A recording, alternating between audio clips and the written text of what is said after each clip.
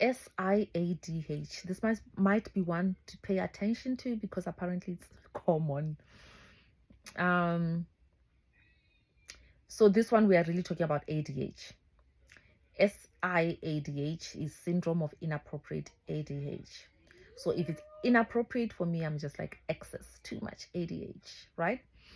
So ADH is the primary hormone responsible for tonicity homeostasis, which is hypermolar states will trigger its release. Of course, ADH and oxytocin are stored in the posterior pituitary gland, right? Are they really stored? Are they stored? Are they stored, or they are just produced from? Because they are not produced from the posterior pituitary. They are produced up in the supraoptic and the paraventricular neurons in the hypothalamus, unlike the ones from the anterior pituitary gland. So they are produced in the magnocellular cells in big or high amounts, because from the posterior sections they are not going to be magnified and amplified, which is what the anterior pituitary will do. But from in the posterior, that doesn't happen. So they are just produced from the hypothalamus. Okay, so back to SIADH and the antidiuretic hormone, right? Let's see what they are saying here in terms of the questions. What was question 1? Discuss physiological vasopressin secretion. Okay, so from the hypothalamus, posterior pituitary, and then we have the vasopressin. And bear in mind that we have V1 receptors and V2 receptors. The V1 receptors are in the smooth muscle of the blood vessels, and then V2 at the kidney level.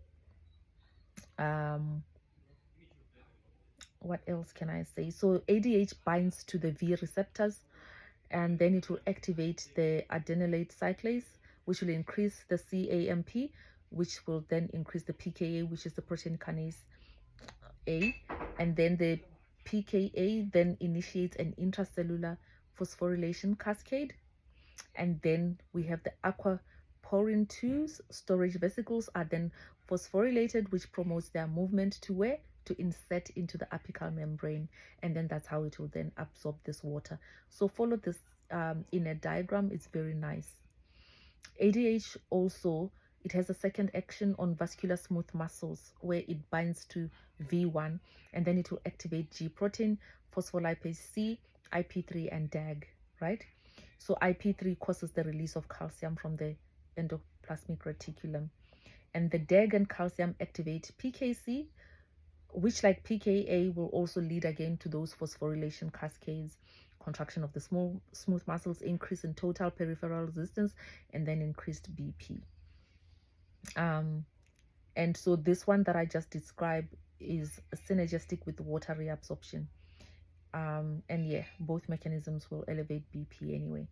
And then give classification of hyponatremia.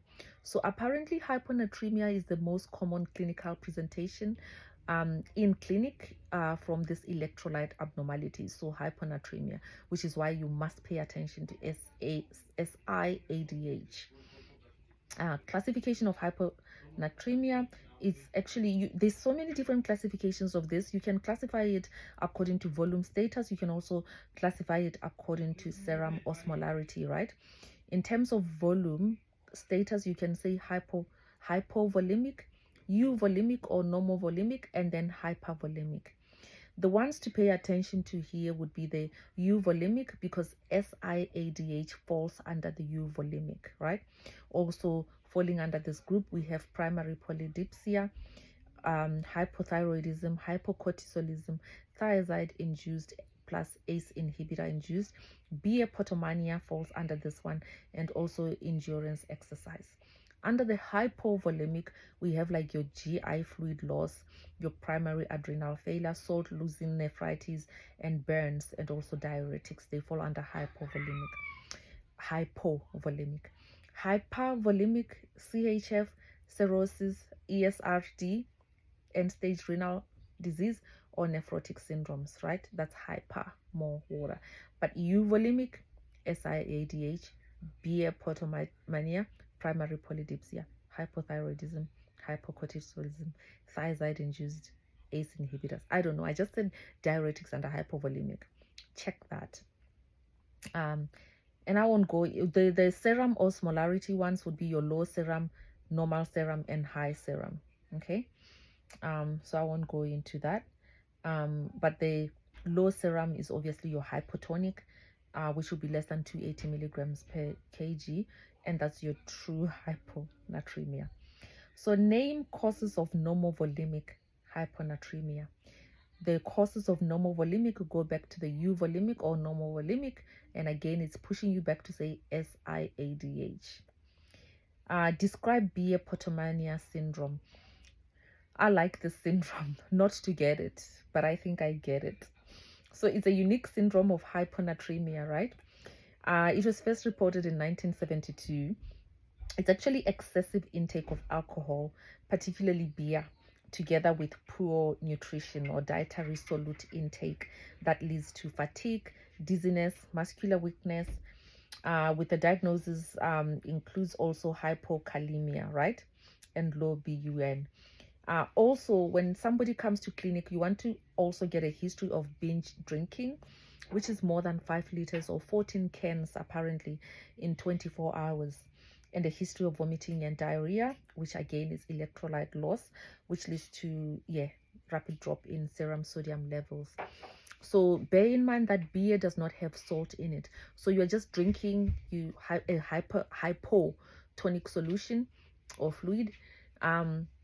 But then also from the kidney level, when you are now excreting this much alcohol you are drinking, there has to be some minimum salt lost. So you are not gonna, the body is not going to hold to this very little sodium that you have. It's still going to excrete because it has to excrete some fluids. And then eventually you lose enough for this condition to set in, right? But also bear in mind it's not just beer. So Gatorade also. That's Beer-Potomania. What are the clinical signs of normovolemic hyponatremia? So obviously we've said like SIADH is very common, which falls under euvolemic. So euvolemic hyponatremia is the most common. So 60% of all cases of hyponatremia will be SIADH.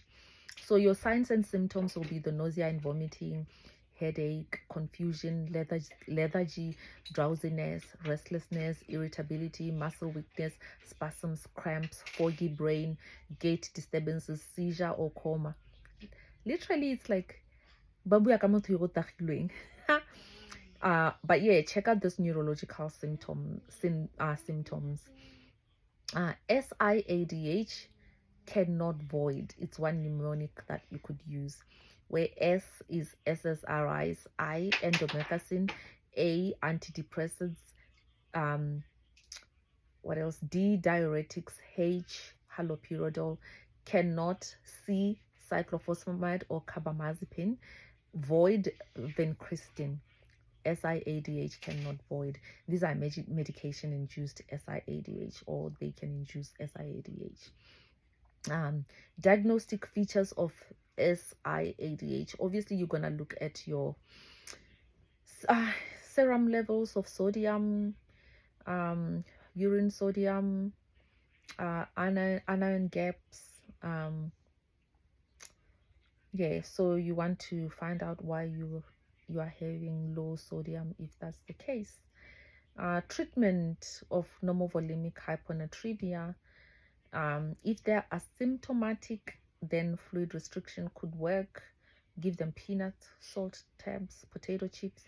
But if they're symptomatic and it's been for less than 48 hours, or if it's severe, obviously rush them to hospital, where you will obviously consider a hypertonic saline bolus 3% via CV line. But again, this has to be slow to avoid that osmotic demyelination syndrome, which can even lead to locked in syndrome, where only this up and down eye muscles are the ones that are working and you've lost the other muscles, right? Describe osmotic demyelination. Okay, so I think we know what that one is. What was the other thing?